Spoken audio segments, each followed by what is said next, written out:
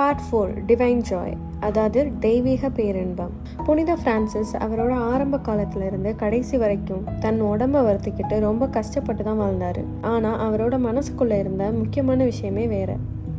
அது என்னன்னா, எப்பவுமே மனசுக்குள்ளேயும் வெளியிலையும் ஒரு விதமான ஆத்ம திருப்தியோட சந்தோஷமா இருக்கிறது தான். நம்ம மனசை சுத்தமாக வச்சுக்கிட்டு தெய்வீக சந்தோஷத்தில் இருந்தால் தான் சாத்தானால் நம்மளை நெருங்க முடியாதுன்னு புனித பிரான்சிஸ் வலியுறுத்துறாரு. ஒரு நாள் பிரான்சிஸோட ஒரு சகோதரர் அவரோட பாவங்களை நினச்சி சோகமாக மூஞ்ச தொங்க போட்டு உட்காந்துருந்தார்.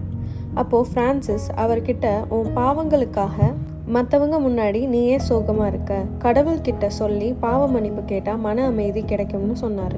அப்போ பிரான்சிஸ் ஒரு முக்கியமான அட்வைஸ் கொடுத்தாரு. அது என்னன்னா, கடவுளுக்கு தொண்டு செய்கிறவங்க மற்றவங்க முன்னாடி சோகமாக உம்முன்னு இருக்கக்கூடாதுன்னு சொன்னார்.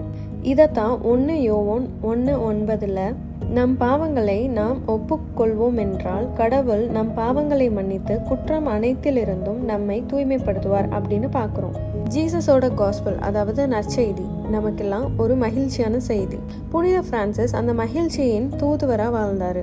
அப்படி இருந்தனால தான் அவ்வளோ துன்பத்திலையும் பிரான்சிஸ் மற்றவங்களுக்கு நம்பிக்கை கொடுத்தாரு. அதனால தான் இயேசுவும் பிரான்சிஸும் எப்பவும் தெய்வீக பேரின்பத்தில் இருந்தாங்க. நம்மளும் நம்மளுடைய துன்ப காலத்தில் சோர்ந்து போகாமல் கடவுளுடைய பேரின்பத்தை தேடணும்.